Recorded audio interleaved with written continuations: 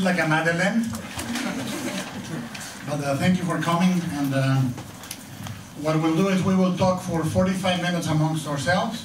And then we'll open the floor for you guys to ask fashion advice, dieting, anything you may need from me, fashion tips, what's on and what's not.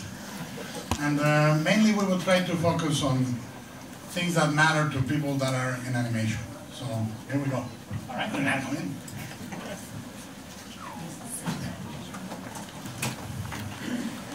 We had a great talk last year. Yeah, we did. How many of you were here for? Guillermo's talk last year? Nobody. Are you sure you have been there? Yeah, because that has a negative space and I can break it. Okay, you're the director. My ass is a destroyer of chairs.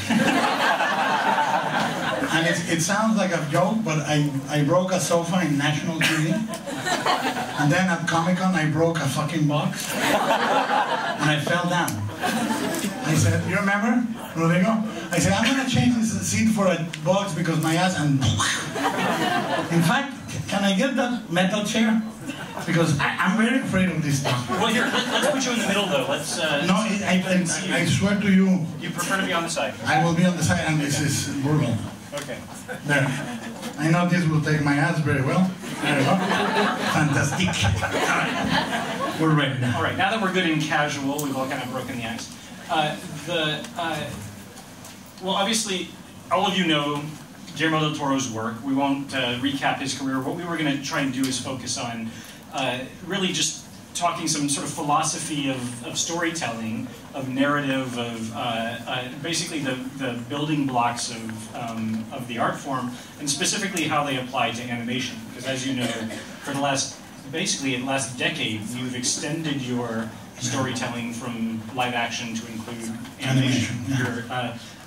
Maybe before we dive into narrative, let's just kind of remind people of that, the breadth of that involvement, because you were even explaining to me things I didn't realize from involvement at Gobelin to position at DreamWorks. Yeah. So maybe you can recap us, like, what was the entry point for you into animation? Well, I started in animation when I was a kid. I got a Super 8 camera, and I loved Harryhausen as a kid. And when I was 8, my dad had a Super 8 camera, and one of the functions was frame by frame. And I started doing it very bad. And my first movie was called The Killer Potato. And it was about a potato that murdered a family to overtake the world. And then he tried to cross the street and was run over by a car. It was very bad. But you know, I started animating clay on top of the potato, and the clay melted, everything that you learn in animation, you know. And I continued doing animation. I bought better cameras. When I was about 15, I got a Canon 1014 XL, which had a really good lens, and I created a workshop in my high school. I got the workshop of animation for 3 years. I taught animation while learning animation. And then I created a studio that did makeup effects, storyboards, and animation. And we bought a 16mm camera. Then we bought a Mitchell NC35 with a Berthiaud lens. And we built an animation stop-motion studio with the lights and everything. And we did a few commercials. We did about 7 commercials. And then I used it to shoot Kronos. We did the effects in my first movie, and we shot a maquette, a model, and then we closed it. But I always loved animation. I didn't have the patience to animate, but I had the eye to torture other people and say, no, you're doing it wrong. But I knew I could do stretch and squash and talk about walk cycles and arches and all the basic rules, and you know. But I hated moving the figure, and I prepared a feature, because when I was gonna marry my wife, her father said, film is not an honest job. And I said, I'll do stop motion. And I said, okay. So for 3 years we built about 150 clay figures with armatures, sets, everything. And one day, we went to my parents' house to watch Luis Buñuel's Viridiana and have dinner. My partner and I, my animating partner and I. We went, and when we came back, they had broken into the house. They had stolen the cameras, destroyed the models, and taken a shed. I guess in that order. The shed was pretty intact. But at that moment I said, fuck this. I'm gonna do live action and I'm gonna do Kronos first and so forth. But my love for animation, my knowledge of animation, I loved not only Disney, but I grew up with anime at the earliest stage. So Tezuka was for me as great a name and as great as influence. Or I would love the pin animation, Russian pin animation. I would love German silhouette animation. I knew all the techniques. The Film Board of Canada, Norman McLaren, everybody. So I knew everybody, and I was a fan. I was a cinema projectionist in a cinema club, and we had animation cycles. And then, I thought I'm never going to be able to reconnect with that. And through the years, more and more, my movies had more and more animation. Where, for example, Pacific Rim had 45 minutes directed by me that are fully animated. So I boarded, laid out the camera, chose the lenses, directed the animation. Is Hal here? Hal Hickley? No? Well, Hal was the director of animation at ILM, and we talked like we were talking to an actor. Do this gesture, this needs more gravity, accumulation of water over here, blah, blah, blah, blah, blah. And then that kind of revived it, and I thought, a little earlier than that, after Pan's Labyrinth, I said, I want to go back to animation, because it gives you a great degree of control. And it does things that no other medium can. That's the thing that most people forget. Bad animation is a medium shot in medium. So you shoot a medium shot with a fucking skateboarding dog talking to a dog, and the joke is funny and it's horrible. You do this crap, but in reality the medium is so much grander than the way it's used generally. And I don't mean you have to only do movies that are adult, but you have to do those two. The medium has to tackle, not only from a narrative point of view, from an artistic point of view, from things that are more complex than just the way it's used. And so I went and I started an apprenticeship. I said, I want to start, I've done animation, but I did it, I taught myself, blah, blah, blah, and I said, I want to know how it's done industrially. And I started a pilgrimage with Jeffrey Katzenberg that so far is 8 years, And it started with me pitching to Jeffrey Troll Hunters as a feature. So, that's more or less up to then. And then, little by little, I've been trying to help as much as I can to change the upcoming stuff. We created an award in Mexico for animation in the Guadalajara Film Festival, and I will soon announce another thing that we're creating for new generations. And I've been actively working with Gobelins, with the new international generation that is so beautiful and full of promise.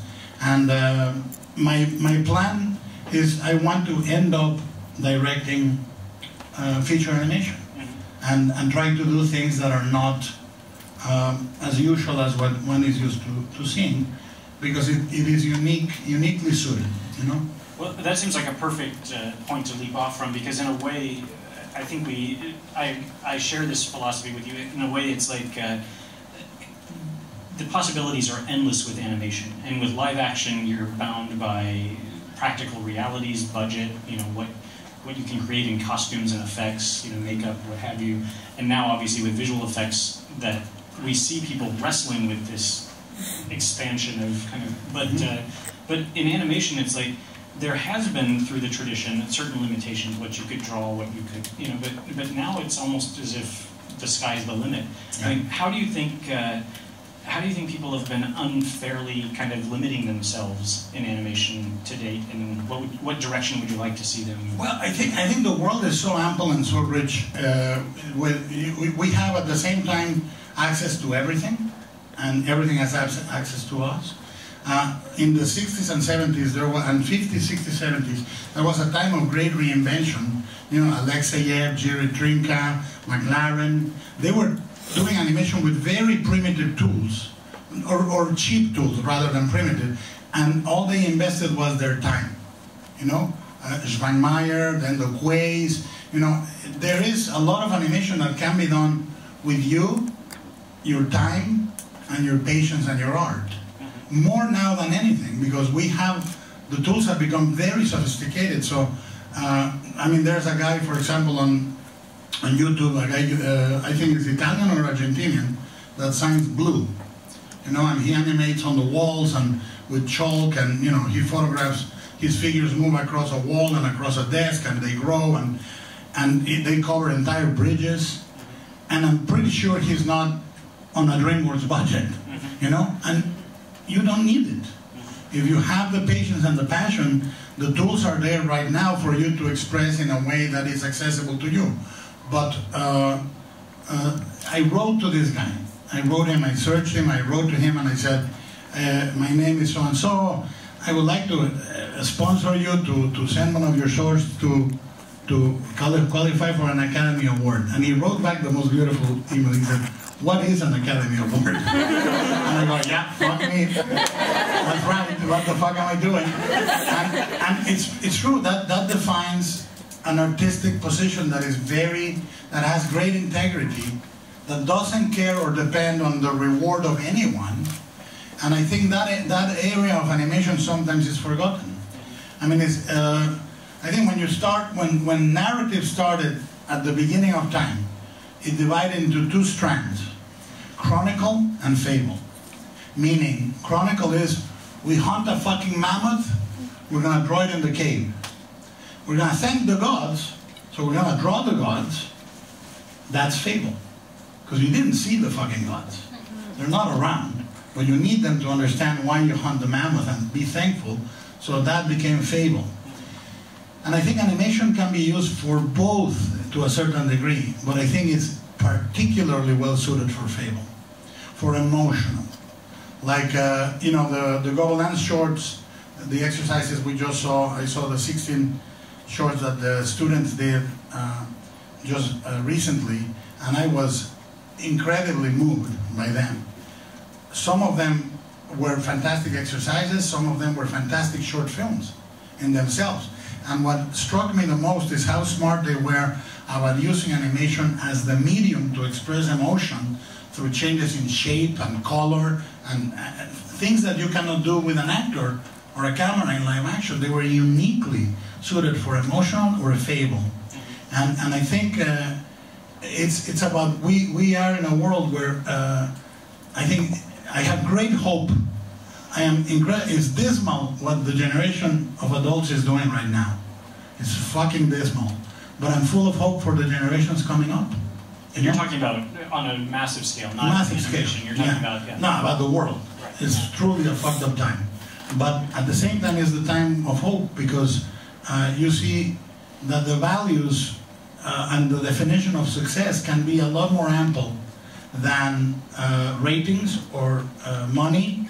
Meaning success can be artistic, and it can be not dependent on statistics and demographics, you know. And I think my hope is that if some of us can do some of our effort directed to facilitating that, giving people tools, time, attention, care to develop a voice, it could be great. I mean, it's a moment where animation could have a renaissance. To what extent is your own success something that you have to work against now that you're working at a certain scale or with certain budgets or expectations? I mean, does that put limits on the way you tell stories now? Well, yeah, no, not really, because I can, after I did with Legendary Pacific and Crimson Peak, now I did The Shape of Water, where I put my entire salary into the movie. I actually put more than my salary, and I and we were able to do it for a very low number to have complete freedom. Because obviously with bigger budgets come bigger discussions about things. Right. And I said, I want to do a smaller movie, again, where if I say, now we're going to have a midget dressed as a cucumber attack multiple people with a potato peeler, they go, great. You know, whatever you want. And I think Sounds that like a sequel to your to my potato. I'm obsessed with potatoes. But it is really, that freedom has no price. And so I go back. I've been on that movie for two and a half, 3 years, and that's what I'm doing. And I just think if you start believing in yourself like a figure, or you're fucked. You know, I'm a miserable bastard that tries to make a living doing movies, and some fail, some succeed, but you know, you try. And I think you cannot get all that shit get in the way. You have to be alive, and if you don't challenge yourself with every movie and try to learn something, no movie I've ever done has ever been wanted. No one. Blade 2 was wanted. Right. They did wanted that. You know, they said, we want to see like, yeah. And even that one I did everything they didn't want. But you mean you have to convince someone to believe in your vision? Yeah, I came in, my first movie was a middle-class vampire story set in Mexico. Where the vampire was 70 years old and drank blood from the bathroom floor. So it was not exactly a smashing success. Second movie was Mimic, and the original idea was pretty dark. You know, it was much darker than the movie that ended. Then I did a gothic ghost story set in the Civil War in Spain. Not exactly like, let's do it. We'll have a happy meal with that, you know? And then I did Blade, and then I did Hellboy, which was based in a comic that was back then a comic for connoisseurs, you know? Yeah. And so on and so forth. And I've had the most incredible opportunities to say no to big movies, and I've never, ever, I never wake up and say, oh, I should have done it. Never. I don't lose any sleep. You know, there's one project, I don't know what the resolution of was, but with The Hobbit, when you were involved for a long time 2 years, yeah. with that. I mean, can you briefly tell us what happened? You know, because you were potentially going to direct the live action. Yeah, no, it was very brief and pretty straight. We had a legal suit with some of the right holders. Okay. It didn't resolve until a year and a half, and then one of the studios went down. Okay. So that looked like it was going to be another 2-3 years, a total of 5 to 6 years. So you'd already invested Yes, so much time. but I wanted to go on and do something rather than waiting for lawyers to talk to lawyers. Well, and that was a period when I remember in Variety, every week there was a project announced with your name on it. Yeah. Like, it was incredible. You Well, know? that actually happens to everyone, but for some reason, Mike Fleming at Deadline made a story. Just kept reporting it all. He just said, well, he said, Guillermo is busy until 2015, Yeah. which in my world means I'm unemployed. But there's, you know, it's like, you know, if you see David Fincher or J.J. Abrams, they all go to projects that don't happen, 20,000 Leagues Under the Sea, this and that. But mine got all together really quick, announced, and I was like the James Brown of fantasy movies, you know. But in reality, what it means, a project means you're temporarily unemployed and working hard. Because every project you read about it and you say, oh, fucking guy, he's not gonna do it. Meanwhile, I'm doing a screenplay, storyboards, maquettes. You put 1, 2, 3 years on it, and it's heartbreaking. But they are all at some point possible. And what I learned through the years is, if you don't have 2 or 3 things going, you will go 3 years between projects. And if you have 2 or 3 things going, one of them happens more or less every 2 years, you know? Well, there was a point when you were also looking at another animation project with the Pinocchio movie. I'm still looking at it. Yeah, it's one of the many things sort of in your... Well, it's if you have $45 million, I'll do it tomorrow. You know, it's like that. I've said this in the past, but it's true. They imagine I live in a chaise lounge like Madame Recamier with a pack of grapes and slaves fanning me, and when I say, I want to do Mountains of Madness. Yes, sir, immediately, of course. This is my English accent, by the way. And I go, well, chop chop. I mean, I'm a fucking working stiff. I gotta convince the people with the money that are invariably assholes. I gotta go and ask for money, and they're gonna say no, and then one of them is gonna say yes, and then I'm gonna do it. But it's not your decision. Yeah. It's like you are a seller of goods, and you go with your models, and you do your song and dance, and you try to be charming, and you try to find somebody that wants to do the movie for the right reasons, because that's the other thing. Sometimes I've been in projects where the movie you're doing is not the movie they want. Like Mimic, I wanted Mimic, and they wanted Alien 4. And it ended up being Alien 3.5. You know, because they wanted something, I pushed the other way, you know. It doesn't go the way you think. Right, right. To bring it back sort of more generally to just the principles then of like, you know, storytelling and animation. I mean, what do you see a difference in terms of the kind of narratives that you can tell with live action, or that filmmakers can tell? Yeah, I mean, when you think about that moment that Gerald Scarfe has in Pink Floyd's The Wall, when the face comes out of the wall and screams, you know, that's unique.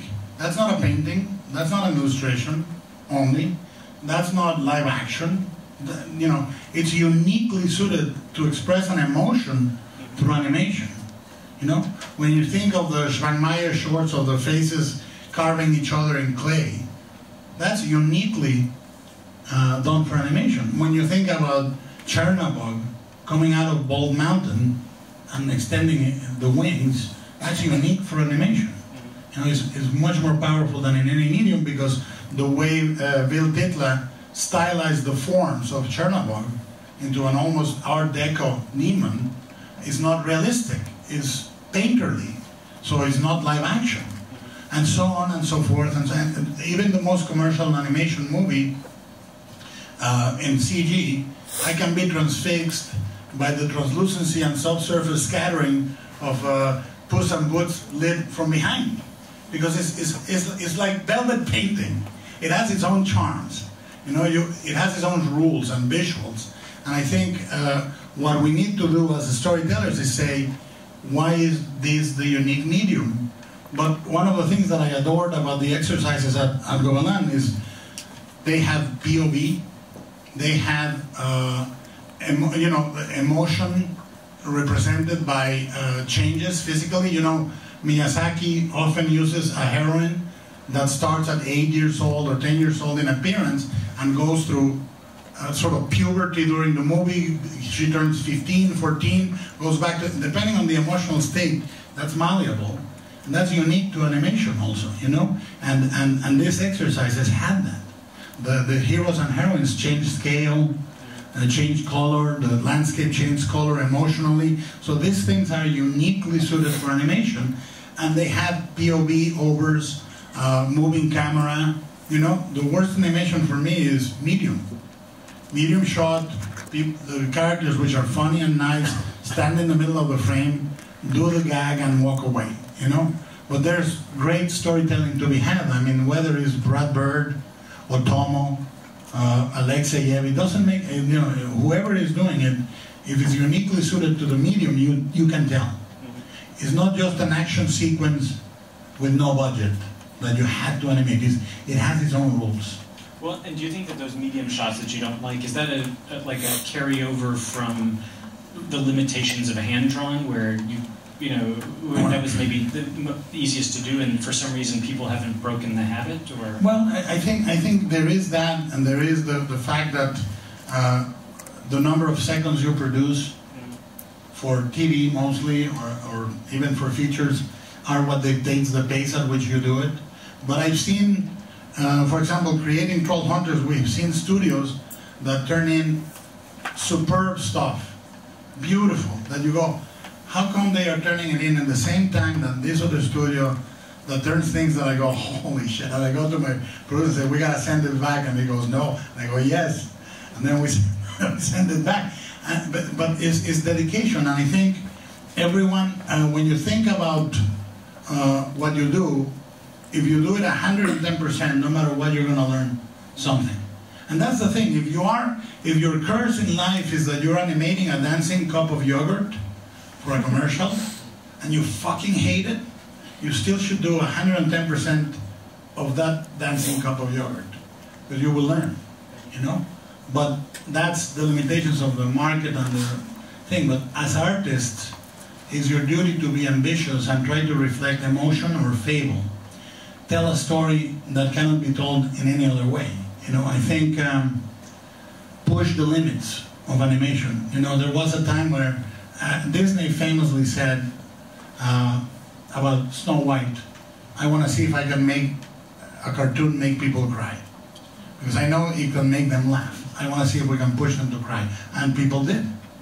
Now, and back in the day, when Disney was not the man, but a guy that was pushing a medium, you know, like Winsor McCay before, and the Fleischers, and later UPA, you know.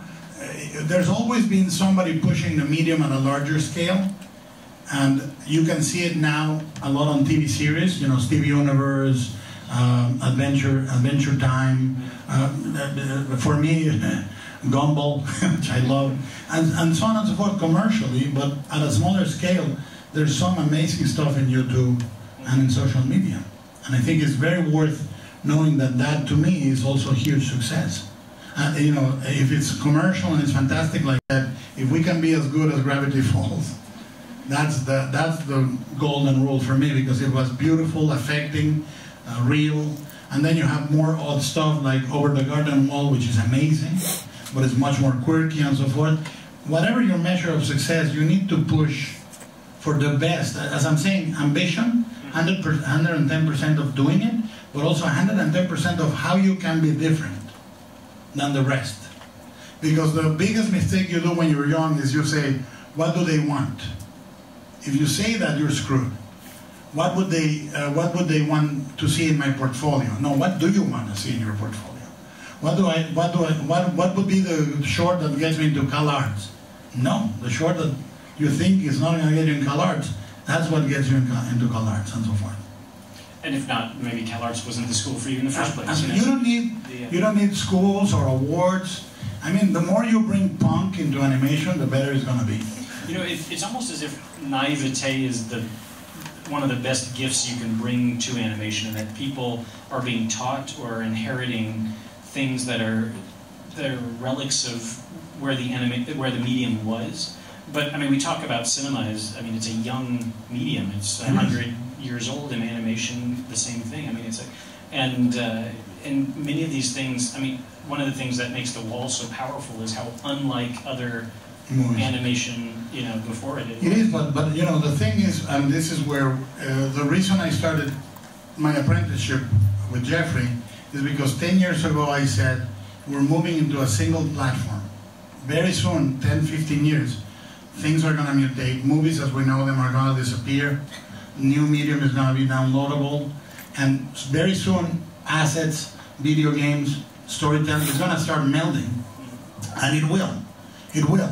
And I tell you, one of the keys to opening the cell to freedom is animation. It is. And knowing that language, knowing rigging, knowing assets, knowing all these things are, I'm training myself. I said, I'm going to do a TV show. I'm going to write a novel. I'm going to produce an animated film. These were my goals. And the only one I fucked up was making a video game. But I tried twice. And once with the best there is, which is Hideo Kojima. And after that I said, I'm not going to do it again, because I got my heart broken and I have Miss Universe by the arm. But what am I going to do next? So, but I still learn. I developed one game at THQ for more than 2.5 years. And what I learned, branching solutions to a dramatic problem, is huge. I now in animation, I can go into a room and in 5-7 minutes we find a solution narratively very quick with constraints.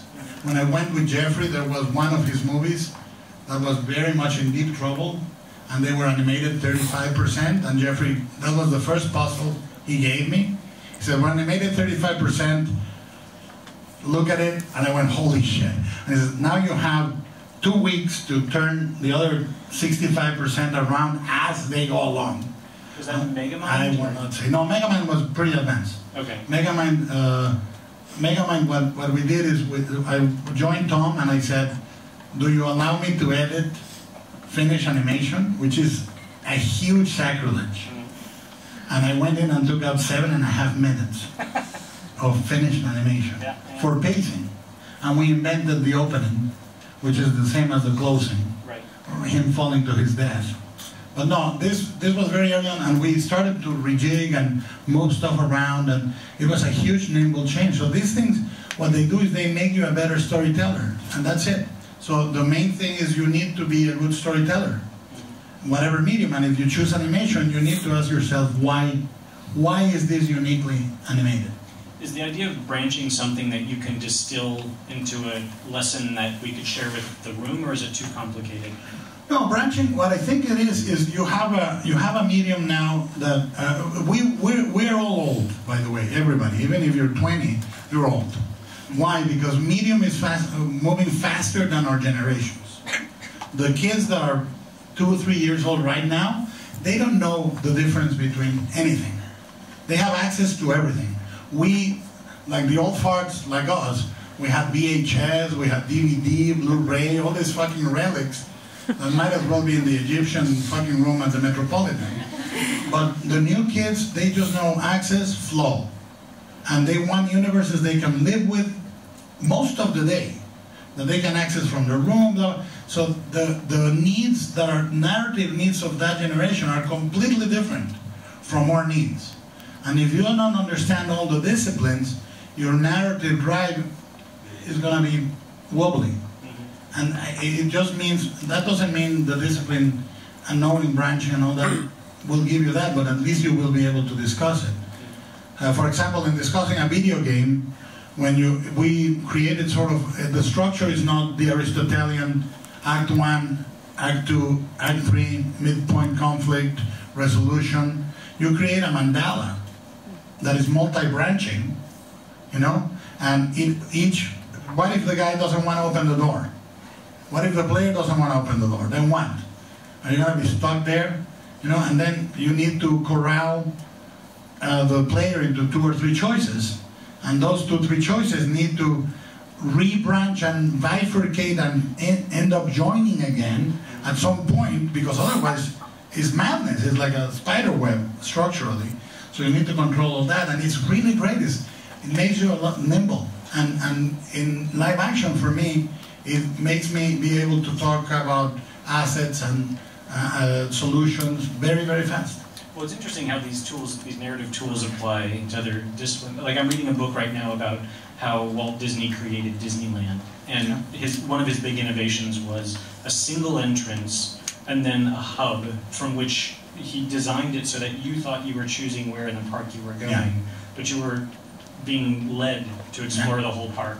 And by every other amusement park had multiple entrances, and you could kind of choose your own adventure. So there was this illusion that you were choosing your own adventure, whereas he was really kind of forcing your hand. Well, what you're describing is exactly what you do in what is called when you create a sandbox in a gaming community. You create a sandbox where you can be free to roam, but then there are moments where you cannot go there. You can do it by an obstacle, which is the cheapest, cheesiest thing. A mountain, an overturned truck in Left 4 Dead, or a burning house, whatever. Or you can do it with a verb, meaning you go there, a crowd will attack you, something comes after you, but you give the illusion of freedom. And those are games where you can be lost for days.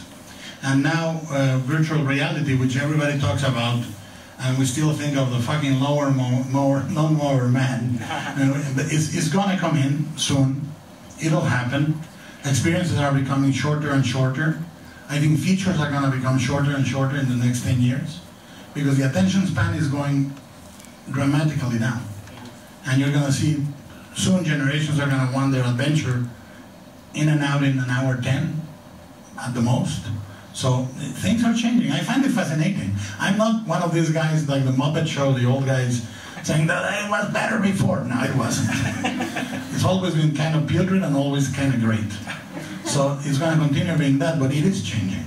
Well, I think one of the things that I sort of heard in what you were saying is that younger generation is also more accustomed to the idea of interacting or shaping their own narratives. Yeah. And certainly virtual reality is one of those, video games is one of those, and so the idea of sitting passively for a show or a movie or anything like that for an hour and a half or longer is an old school. It goes beyond that. I tell you, no one is studying narrative.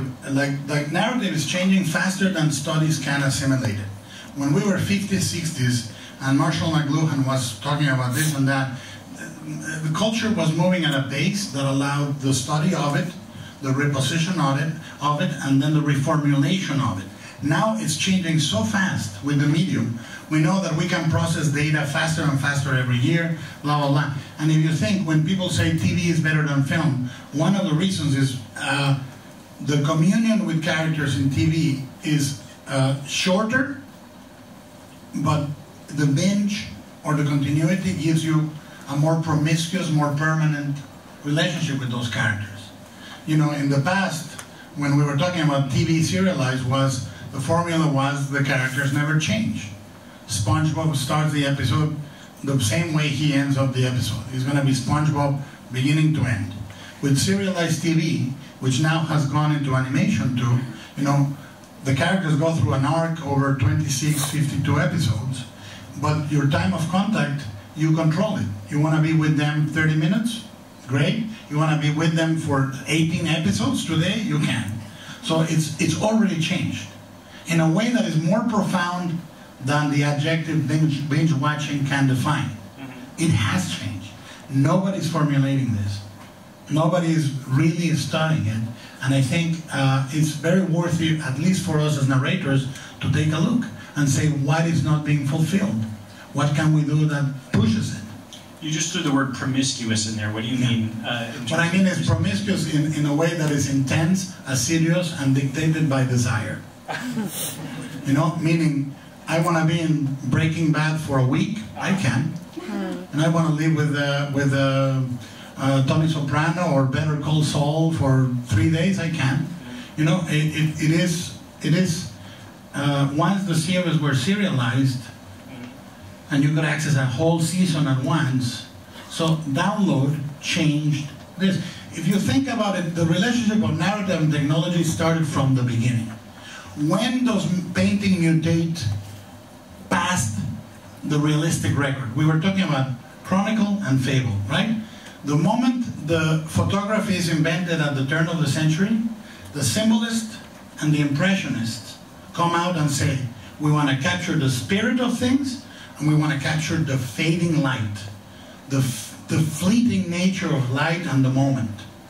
Why? Because photography is already doing all the other shit. We don't want to do that. That's passé. This is what we want to do. And then the expressionist, the Fauvist, blah, blah, blah, and they deconstruct the space. So painting before that had the same duty as photography. When photography, a mechanical medium, changed the way you process images, then you look something in images that you never looked before. You didn't have a proto-impressionist, really.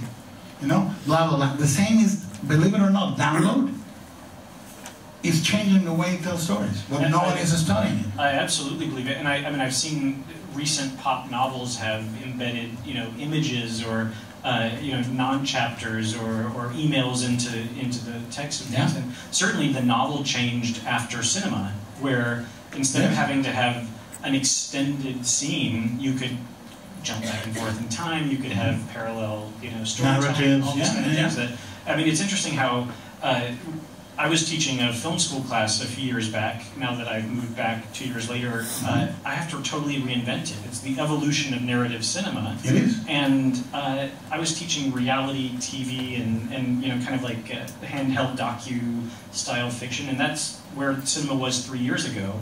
We're somewhere else. It's changed. You know, And I think some of the rules worry me now and then, because a lot of, like, we are in a moment where we get off on plot more than we get off on plot, more than we get off on story sometimes. You know, where plot, for example, a lot of discussions for me, confuse predictability with inevitability. You know what I'm saying? Oh, see, this fucking Oedipus Rex, of course he's gonna fuck his mother. And he's gonna kill his father, sure. I saw it from the beginning. Of course you fucking did that. But it's inevitability, not predictability. And the fact we need to take a re-evaluation of the genres to reformulate them.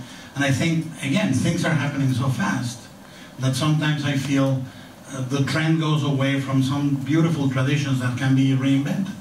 But if I were in the audience and I was taking notes, inevitability versus predictability, that seems like a real takeaway. I mean, it's well, like it is. It's the same. When people talk about cliches, cliches are cliches, but inside a cliche there's an essence. Mm-hmm. And sometimes those formulas exist to define the form. Mm-hmm. A tango is a tango is a tango. It has a certain tempo. A waltz has a waltz rhythm. Oh, what a fucking waltz you did. Dum, da, da, dum. Well, that's the fucking waltz. You gotta do it. It's not a cliche, it's a form. Although you can't let the candle blow out. No. But you know, and that narratively, I think, is to be in genre. In genre, I always advocate for the stuff I do. I advocate following the form and deconstructing it at the same time. At the same time. So I'm like, oh, you know, that character, I saw it coming. Of course you saw it coming. You should have seen it coming. I'm not thinking you won, but, you know, these things, in order to be postmodern, I think you need to think that you're smarter than your material. I'm not postmodern. I'm completely promiscuous with my material. I'm in love with the form. And plot is sort of like and then storytelling. Well, plot is O. Henry or, you know, when the Usual Suspects revolutionized the storytelling and they said, I am Kaiser Soze. Holy shit, now everybody wants a Kaiser Soze in their narrative, or, you know, the big turn at the end. And I think some stories, like Bresson or you name it, they don't need that. You know, they just occur. And I think animation, some of the animation I like the most, very little happens. And it goes different ways, you know. You can see Your Name or Colorful, you know, and the way they wander through the structure. Have you guys seen Colorful? Or yeah, no, it's beautiful. There's great animation that just happens. And everything you thought the hero should do, he doesn't do or she doesn't do. And it's beautiful. I think that's why in cinema, for example, Korean cinema is so vital for me right now. Because first of all, in most Korean movies, no matter what the genre, people would pratfall, like stumble on things, kick each other, and I love it. It's a crime drama, they stumble and kick each other. It's a zombie movie, they stumble and kick each other. It's a personal melodrama, they stumble and kick each other, and I like it. And I love us going to places that are unexpected, you know? It reminds me that distinction of predictability versus inevitability reminds me of the distinction between ambiguous and unclear storytelling. You know, where it's like ambiguity could actually be a goal to leave questions in the audience's mind. Yes. But when that question is what the fuck is going on, then you're being unclear. You know? Well, it's because the essence of art remains mystery, as Magritte said. And most of art is dependent on paradox, you know, and in paradox, you need to actually be very much in control narratively and instinctively for the paradox to work, you know, and it's what is great about the other thing I loved about this exercise is they were clear. They were not confusing. I understood what they meant. And a lot of the time, because we live in a time where we're half a century past deconstruction. You know, the last bold deconstruction happened last century. The rest is not really deconstructing anymore. It's reformulating that. And I think that it's very hard, for example, in fine arts, to see a great painter or a not so great painter that is hailed by the critics. Very hard to distinguish, but it's not hard to distinguish a great one that no matter what you know, affects you emotionally or makes you feel shaken. You know, it's David Lynch and a fake David Lynch are miles apart, galaxies apart. Well, the two things that I hear you kind of celebrating, one is like sincere emotional connection and using the additional tools or possibilities of animation to serve that. You know, on the same time, there seems to be an opportunity there to break the rules, to get away from narrative, to, you know, kind of defy convention and invent new things. But I think a lot of this is a mixture of an audience between very young people and people that are in the business. And I must say that one side understands more than the other, because the side that is young and studying and wanting to push the medium understands this inherently. They want it, naturally. It is the system that domesticates you into submission. You know, your spirit becomes worn by having to make that cup of yogurt dance only so many times, you know? But for lack of a better analogy, they need to understand, the business side needs to understand that innovation is actually great success. For many, many years we lived in a cartoon world that was post Hanna-Barbera, basically. You know, so it was animated sitcoms or animated mystery comedies, or, you know, it was essentially that, you know. And I think that the more the shows are innovative, you know, whether you go back to The Simpsons or you go to Adventure Time or you go to Steven Universe, the more that originality actually shows you that if you're bold, you find an audience.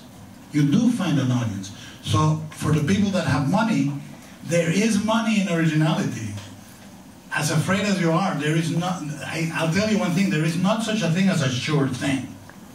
You can fail as miserably doing the most conventional piece of crap cartoon than you can fail by at least being original and betting on someone with a vision. And that's the problem. A lot of the people that control the flow of money and power are dreadfully scared of innovation, and they are shamingly sure of the sure thing, of the conservative thing. Right. You know, and it's not real. It's a fake rule. It's a fake rule. There isn't. You can make the safest bet as a studio or a company, and it will fail miserably. In the same way that you can fail miserably with a great, artistically worthy proposal. So all I can say to the people controlling that is, take a chance, and when you take a chance, the rewards can be much bigger than the other way.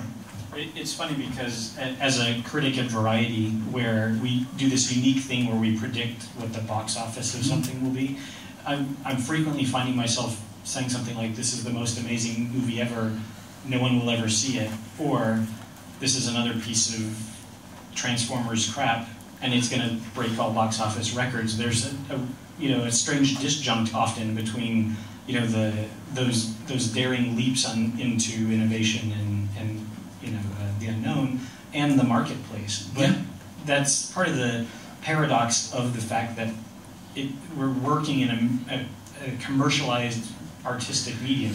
Yeah, but I tell you this, we live in a world where there's hundreds and hundreds of immense minorities.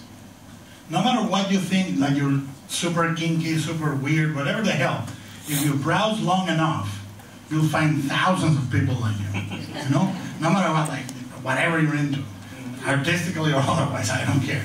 But the fact is, I've been, in this generation, I've been in a few points of eclosion with my contemporaries, you know, where I've seen, I was in New Zealand prepping The Hobbit when the post-production of District 9 was happening. And the moment I saw District 9, I said, this is a touchstone. It's a complete change. It's a South African alien invasion story. Nobody was clamoring for it, but it existed. I was very, very close with Alfonso while he went through Gravity. And Gravity was predicted by all the insiders it was never going to work. And the moment I saw the first test and the first footage, I said, this is a touchstone.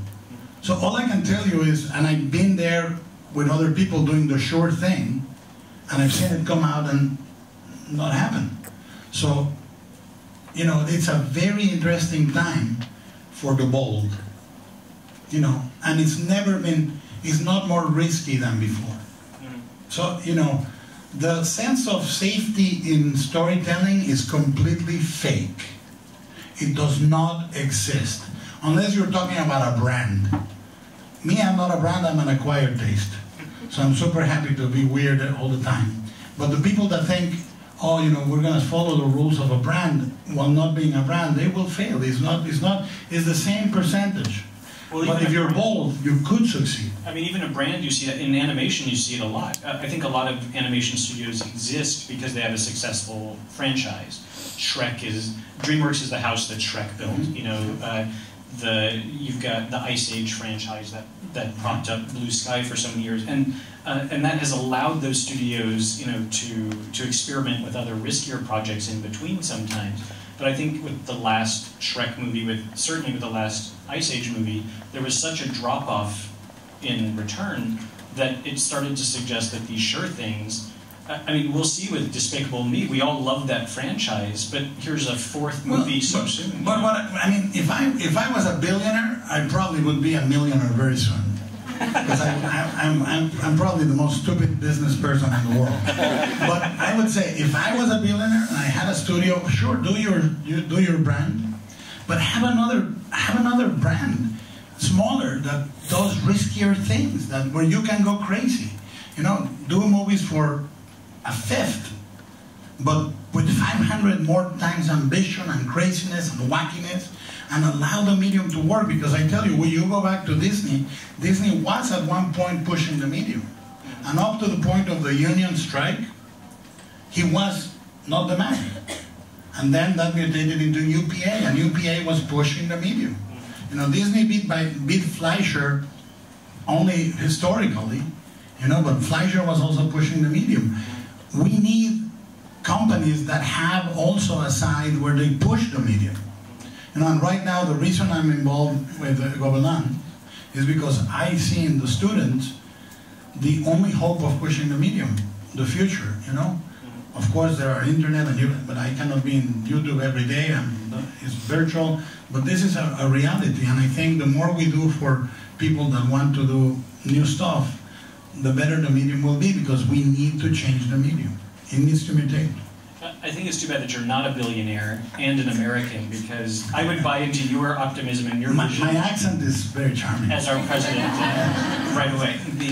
So let's open the conversation and share it with the audience here. So maybe I might follow up on a question, but the idea is to sort of give the rest of the time to you guys. And I think we've got some microphones in the room so we can hear questions.